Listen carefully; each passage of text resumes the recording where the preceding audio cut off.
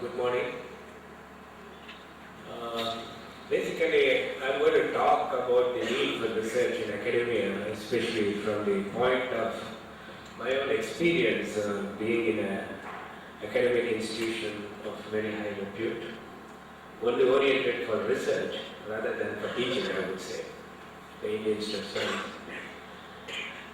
Now, if you look at the undergraduate education, it is not what it was, say, about 20 years ago, 30 years ago when I did my undergrad. It has undergone a sea change. Many things which were non-conventional, which we call today, were conventional at that time. Most of the computational courses now were not there when we are there. We were taking and doing set squares and drawings. Today, people are taught by AutoCAD. There's no need there. So many things have undergone change. Many interdisciplinary subjects have come. And whether the current colleges are geared up for such courses that are needed for the country, interdisciplinary in nature, is a question.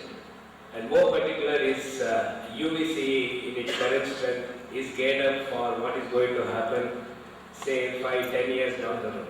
The technology is rapidly changing.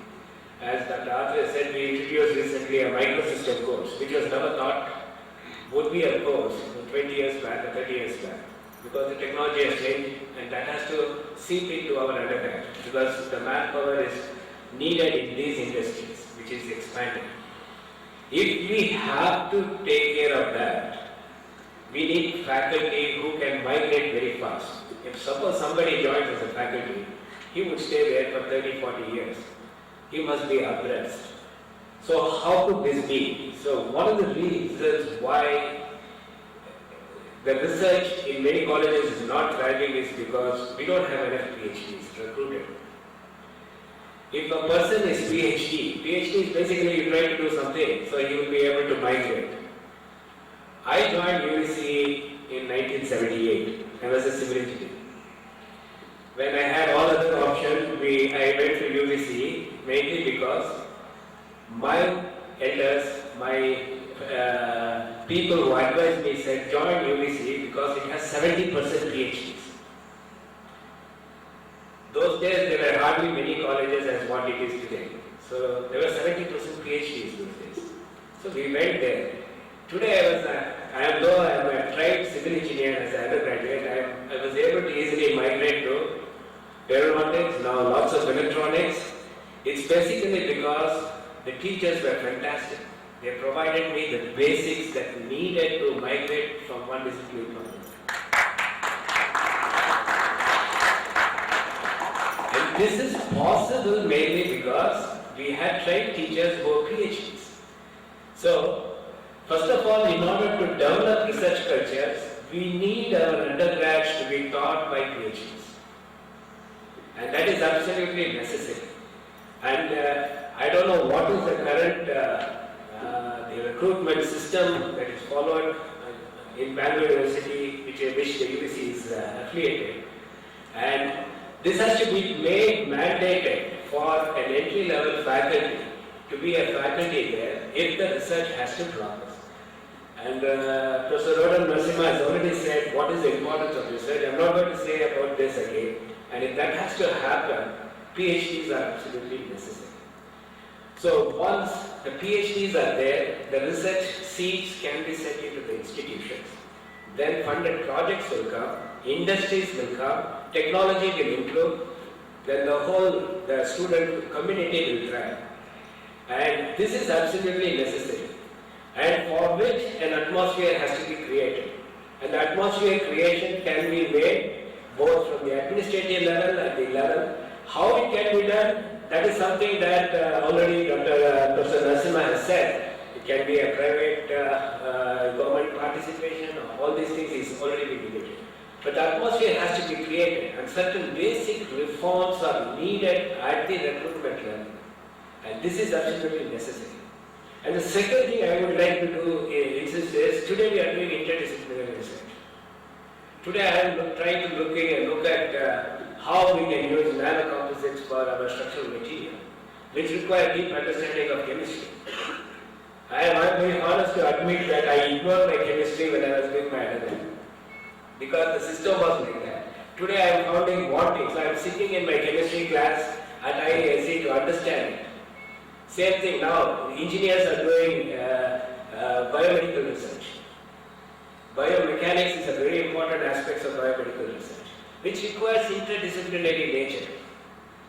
Okay, and suppose we wanted to, so that means a technology school should have a very good science disciplines, science people there, highly qualified PhDs, and this is one thing even Professor Narasimha insisted, it has to be there. And finally, I would say that if the research has to thrive, basically our examination patterns would change. Recently, I was trying to set a paper for BTU exam for aerospace. They have introduced aerospace course, and they have a set question: part A, part B. They have to say 3 questions from part A, 5 questions from part B. And necessarily, they say they will ignore those questions which are tough and which is instructed by the instructor itself. This kind of training will not take anywhere. And that's the training which makes a difference from the IIT, IISc training and this training. The pattern has to change. If you want to inculcate some kind of a research feeling there, we need a change in the whole system per se. You should not be saying this is the fixed system. In short, what I am trying to say is students should not be like a bookish worm. They just mug up and just get marks. And which we clearly see every June of every year, in my department, we invite some 200, 300 people for research admission. And that is where I know what kind of knowledge they have. We interview each and every student for them to be whether suitable for research. We see that many of the students, especially from our Karnataka, I'm very sorry to say, their basics is very poor. This again reinforces that who is teaching them? Again, they are not taught by PhDs, unfortunately. So, we need more PhDs. There is a larger question in the country. Are we having enough PhDs to turn this? That is a bigger question that we need to address. So, with this, I will stop it. And these are my views on how to improve research in academia. Thank you. Thank you, Gopal. But by this time, I think the number of talks you have been done comments and so on. The interdisciplinary nature of technology, and if you want to really productize it, it's absolutely essential. Like we have been trying to do certain things for automobile sector, biomedical sector, using micro nano systems. And when you go to the distinction between a chemist, a material scientist, and a physicist, and a computer science, electrical, mechanical, that seems to vanish. You need all of them together. Does the interdisciplinary nature of the technology necessitate research? It is something which we have pondered about. This question of PhD, whether the PhD is absolutely essential, could be debated. There could be pros and cons. In fact, it could be very arrogant about it that you get, yes, without this it can't be done, I think. Because I see a lot of youngsters sitting at the back. PhD doesn't mean you achieve something fantastic, it doesn't mean that. PhD indicates that you are going to attack a problem specified to you as it was thought by you, right? In your own individualistic manner. You find a solution. You go through the maze of arriving at a computational, experimental, or analytical ways of solving a problem. And while doing that, if you do not have a requirement of mathematics, you learn that kind of mathematics. If you have a requirement of material sciences, you learn a little bit of material sciences. Not that you are going to become a mathematician or a material scientist. So PhD is a method of organizing, putting your thoughts and organized thinking and making a step. Each PhD is not a great step in technology. If you ask me whether when I wrote the PhD thesis whether something has to be done, probably the thing came out of that PhD thesis, except it told me how to organize myself, to look at problem solving. Is it essential in teaching institution? I was tend to think it is absolutely essential. And once you do that, your methodology of thinking, it's a methodology of thinking that's at the underlying this PhD. Now that we do not produce enough PhDs, is this a viable thing? Is a question which we have thought about. There is a secondary aspect of that. Universities have run what's called a QIP program, Quality Improvement Program, where teachers go to IITs or IIS and other places to get a PhD. They get a PhD from only one point of view because their promotions are stymied if they don't get a PhD. And I have talked to some of the QIP candidates after they go back what they did. The answer is, I'm too ashamed to talk about the answer because they have not done nothing after they go back. So if you take a PhD just because you're going to look at, you won't be promoted to a leader or a professor, that the PhD is not even worth the paper it is.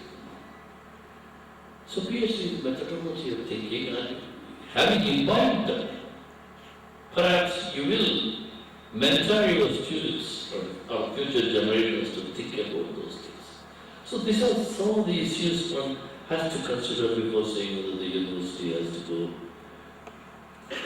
towards R&D institutions or not. Sometimes, when you talk to the industry, they say we don't care what you teach. And as long as you teach them how to think, it's good enough. Is that true? Why is that there is a huge concentration of R&D laboratories of world repute here, GE, GM, Microsoft, finally. Maybe PhD research has a value. Perhaps Niharika will throw some light on this. Niharika, please. Good morning. Compared to the rest of this panel, which is really very experienced and can really give some deep insights into the system and the education and suggest and give advice about how the whole system can be changed to emphasize research. Compared to them, like I'm really very junior, and therefore I'd rather tell you what being in research or what doing research has given me, and how I feel that the research in a place like UBC could be very helpful for all the students to have a very nice career. Yes, sir, this is the late 90s, right? So what she's saying is hot off the press. So, in my case, like, I was thinking, let me think of all the teachers who taught me. And the first few who I remember are the ones who actually, in some sense, were not the ones who gave me the answers to the questions which come in my question paper, but rather were the ones who gave me these open-ended questions which made me like go back and like even after I left the class, I was thinking, oh, how does one solve this problem? I can't find it in any textbook, so I am reading much more than what I see in a book. What that translates to is actually knowledge which has stayed with me all the while. So that's what I am remembering first. Then slowly I remember those teachers who taught me very well, that I answered the question paper very well. And so I got the max marks in that exam. So that was also really very good. And then the last in the list will be the ones who did not even help me to solve the question paper. So considering this, it's the inspirational aspect, the one which makes you get immersed in the subject. That's what really will remain with you for the longest part of your life. And what this, so that's the place where a person who is doing research, in research people are used to addressing problems which are open-ended, that don't have answers, which you don't find in textbooks.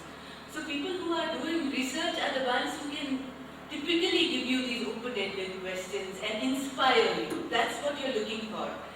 And what does this lead to? Once you're inspired, you have really learned the subject. You have created something, a part of you, which is the knowledge which you've learned. And that stays all your life.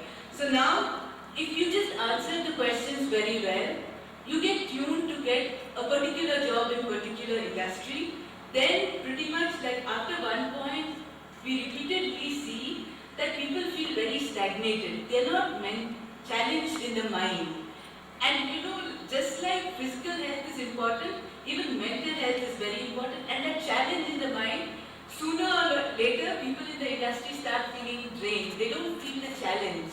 They say, oh, it's such a burnt out life that we lead. So being in research and being creative gives you that extra energy in life, which lets you be innovative at every stage and makes you enjoy life a lot more.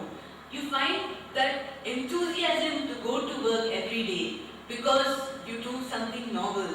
It adds a meaning. If you look at like who you're thinking about now also, you talk about the Einsteins and the people who created new ideas, things which you're building on, who stand out. So that way you can see that on the whole, the knowledge which is generated or the ability to generate knowledge and keep the knowledge for time, that is the one which is interesting and is of true value throughout your life, and that's something which research can give you. And if you see, we are living in very interesting times. One thing, like I said, you can have teachers who teach you information, give you all the right information. But that's also available nowadays in the internet. You can browse the internet and find a lot of information, and you are at par with people getting the same information anywhere in the world. Slowly the border about the kind of information that anyone is exposed to has dissolved. So a person in MIT or a person in India, a person in UBC, if you access the web, you have all the information. But where is the difference which can be made? That is like, how do you transfer all this information into knowledge, or how do you apply this information and get solutions to the problems you are addressing? And that is what the teacher who has some experience in research and who can transfer that kind of knowledge to a student can really give as a true, as the true experience of education in an institution. And actually, it's really very interesting the times we are living in. I have seen this transition during my research career from the time when I had access only to what was physically available in a library to the time when I had access to all the knowledge in the world through the internet. And this kind of marks the difference. Now I personally feel that a person in any university in India need not be considering themselves limited, that they are in a lesser advantage. You have access to all the information, and then it's about how you can build on it. And that, the fundamental, if you have given and you have the attitude of grasping the fundamental principles of research, it will help you a long way in doing so, in transferring your knowledge into things that are useful. And that's what I have to say. There are two important threads which Janika pointed out. Information is not knowledge, it's available. In other words, the standard revolution which has to take place in our educational system. Teaching is these days easy. There was a time when we were students, there were no books available, no internet, so you depended on the teacher to give you the information. Today that is not the case. Information is available widely. For example, there is a website called cnx.org. Anybody who wants to put in information is available. A lot of them you can assemble a textbook out of that, on any subject virtually. So it's the learning environment which takes the information, converts it into knowledge, and makes you think whether it is applicable, is one thing. The second thing is, this has to be done. There must be some kind of an inspiration. I want to give you a small example. In Stanford, there was a professor by the name Linus Pauling. Pauling was a two-time Nobel Prize winner, chemistry and biosciences. And in some conference I attended, Pauling gave a lecture, and all of waterworks, you look at Pauling, and then a lot of people were wondering. He said, someone was asked, what is the most exciting thing he did Must have done it. You know what his answer was? Teaching Chemistry 100, which is the first chemistry course in Stanford. Somebody asked why this is where the young minds come.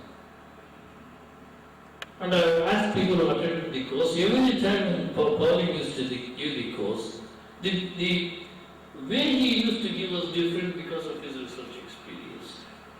Interplay of ideas, interplay between various subjects, and the synergism or the synergy he could obtain and other things. We tend to think as Gopal Pai chemistry as a subject. Today you can't work on nano without chemistry. You can't work on material sciences without chemistry. And without materials there is nothing you can do.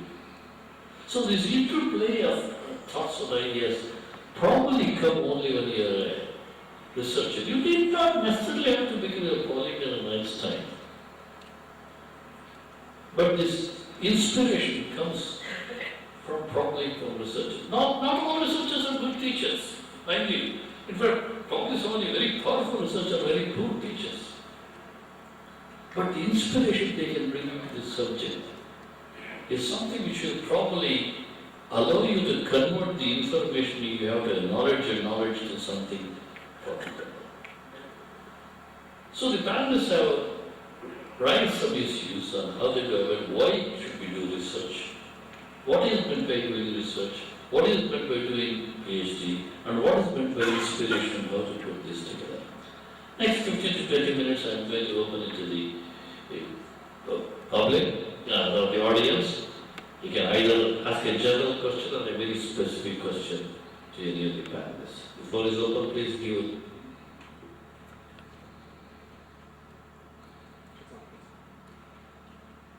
Can I sit and talk? Please. Very enlightened about the various highlights of your interaction on research in academia. Today, as we stand, as the lady pointed out, there is very little gap in information, and information may not be totally leading to knowledge, but you had still and sought out of these information to bring out ideas, and through data mining or database collection, you start out research which are relevant to the society, to the industry, and multidisciplinary. These aspects have come out already. And it leads to intellectual property as well. Now, in academia, we always see a lot of open-ended basic research, but it should lead also to applied research results which can be used by the society as well as industry. And to this extent, the external interaction with the society and industry is quite relevant in terms of choice of your research projects right in the beginning, which are contemporary as well and more related to results. Apart from doing the normal basic research, which may not be totally relevant to the users, but it will ultimately be inputs to applied research and development. There's not much of development I see in the academia, which needs a lot of investments in prototyping on pilot plant levels, which can be done by industry through interactions. To that extent, collaborative research and development efforts, some identified multidisciplinary areas as thrust areas would be relevant, and this could be through an advisory groups of industry and academia. And certainly I also see, apart from PhD, there are a number of experts in industry and society who may not be PhD, but they have a lot of immense experience in research. Like in atomic energy, like in space, I don't think many of them may be PhDs also. But they have vast experience, they come and teach, at least for a short term, into the academics, make them more relevant to the needs of the society and industry. To that extent, research in academia, if we see today, how can it be more relevant, is my point. Thank you, sir. Okay, that's only a comment, not a question. Anybody else wants to?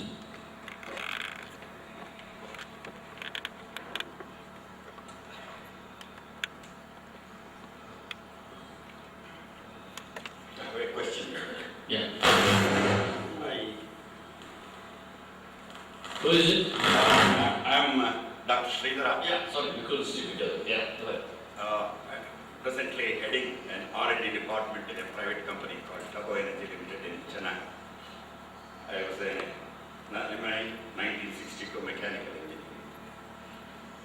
I tried my best to get some workers for our R&D department, and I have been totally disappointed in the last 5 years.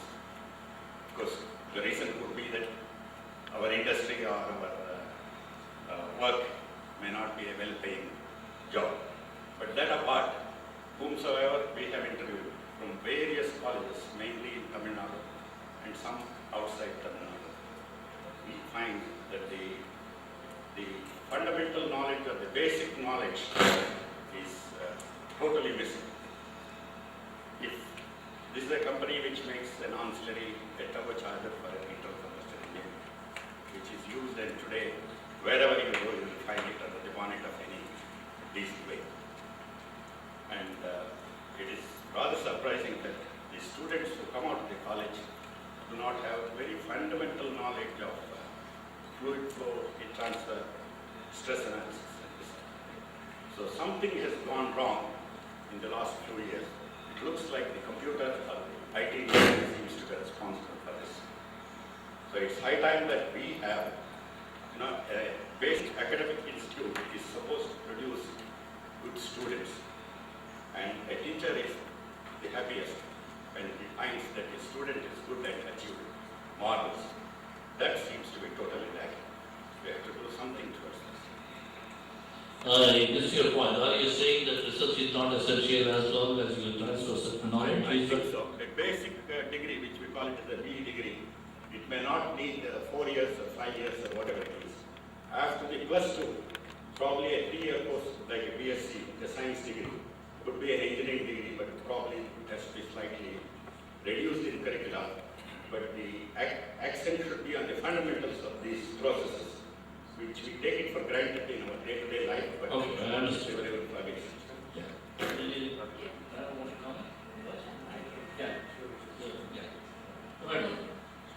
Okay,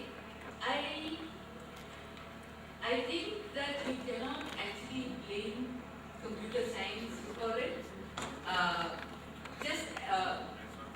So I'd like to answer that at 2 levels.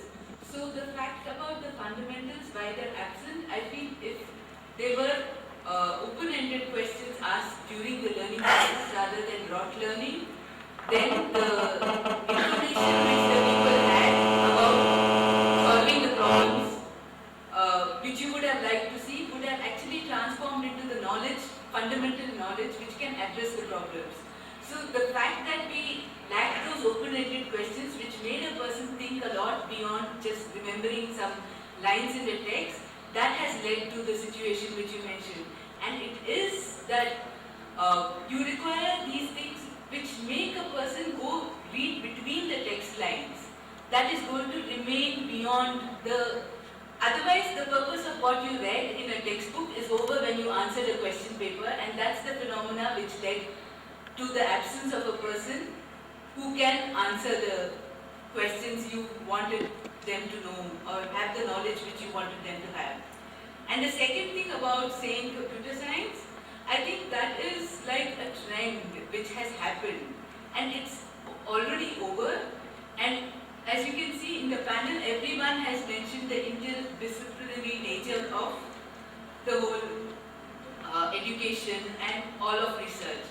And I myself am a pure computer scientist, but during the process of doing various work, actually I am trained in computer graphics. And I have worked on things, problems which are totally like entertainment oriented. Like how do you display clothes? How do you render clothes on using computer graphics? But that involved me knowing about the Jacquard loom. I actually read up all the material about that. That involved me learning even radiative transfer theory of S. Chandrasekhar to know how the light interacts with the fibers. And then I create my final rendering, which requires. So given that if a student is trained correctly, then he will have the power to grasp the knowledge across the areas and deliver the results. And being good in computer science does not eliminate learning other areas. In fact, computers are tools, and being able to use a tool very well only empowers them to give better solutions in other areas too. That's what I have to say. Yeah, I fully share your frustration because that has been my own frustration when we interview students for research. The undergraduate who come and we want to take them and their fundamental basics, especially in the areas you said. I don't blame it is for computer science or something. I fully agree with her. But the major thing is if you have dig out who taught them. Many of these private engineering colleges, I suppose most of these people are from there, are taught by those who didn't get any jobs, they end up in teaching. And most of them are some senior undergrads with 2 years experience or even maybe a fresh undergrad. If an undergrad teaches another undergrad, what do you expect? I don't say the students are bad, they are very badly trained. So the basic thing is, that is why I am insisting that somebody, and of course I also agree with what Dr. Atre said, there are two kinds of PhDs. People who are already employed and they get PhDs for promotions, and the PhDs who just finish PhDs and joins. There is a vast difference. The PhD makes people think. That is what is needed. When I call somebody for interview, I just ask them a simple math question. In this recent interview, I asked them, plot y equal to 1 by x cube. Believe it or not, out of 200 people, less than 5% know that answer. They are all top people with 90% marks. That is why I say that marks is not everything. I don't believe the examination system. They are all trying to mug up and vomit and they get the marks. They need a change. So if such change happens, we will certainly, I don't blame the students. Students are fantastic. We have best people. They are not trained properly. That's what I have to say. I'll say a couple of things. One second, let me just have a couple of comments to make. Dr. Sridhar, one of the reasons is that we have been constantly lowering the entry standards. Because of the large number of seats which are available, and then you want to fill up these seats, and therefore this is the reason, the entry. And I know for a fact that in many states, the students who come from the +2, they are used to a rote kind of a learning system and a system of assessment where it is just a substitution of numbers and given formulae. Therefore, your entry, your assessment, both the systems are extremely weak. There are other reasons also. If an institution is only interested in placements, and what do the recruiters want? They want soft skills. They assume that the institution has done a good job of providing them domain skills, and therefore there is a great deal of attention in preparing them to face recruiters and so on. But you and I are old-fashioned. We want fluid flow, thermodynamics and so on. You may or may not know that in many states, in many institutions, for computer science and IT students, thermodynamics is no longer a subject. And C.P. Snow said in the two cultures that every educated person should know about the second law of thermodynamics. So that is the state of affairs now. But then I think the responsibility is the company's. If you think he's smart enough to learn new things, you induct him and give him training, give him knowledge, and he will do your job. One comment before this. I don't want this to be debated, that question. I was an electrical engineer. Finally became an electronic designer. Today, when I interview, as Natarajan pointed out, they have not studied thermodynamics. They have not studied mechanics or vibration. I can't see how they are going to build electronic systems without knowing how to cool, how to package, how to do vibration isolation. So I keep asking these kids who come for interview, you learned electronics, but have you learned engineering? It's a very different thing. So the point is now nothing to do with research at all. How you learn the fundamentals is clearly what Niharika pointed out. Has the teacher who has vast amount of either industrial, I agree with you, industrial or research experience, have been able to motivate you, trigger you to think and learn newer things. If that doesn't happen, doesn't matter whether you're PhD or computer. This lady first had done it. No, he gave the answer for that. Right. See, that is what we have learned. See, we were good in basics, so when we entered into design and all, because we were good in basics, we could able to apply very nicely. So today what is happening, because the technology is changing so fast and industry needs people with the latest technology. So for that, universities what they are doing is, the syllabus map, like what are the syllabus, the total syllabus, they are putting all into, they are giving less importance to the basics, fundamentals, subjects. So they are putting all, like take third year VLSI design, DSP design. See, today what is happening is students they know the ICs, they know only the pin numbers, they know how to, they should give some input and they should get some particular output. They don't know what is the internal process is happening. Where we studied, we used to understand how the No. We are practicing. We are going with teaching methodology. Let's stick to research. No, I said this is a fundamental. See, what we said is teaching fundamentals. See, when we do the research, we are going to apply our fundamental knowledge there. We are going to apply our concepts, what we have learned. So the application of those concepts is that is what lead to research.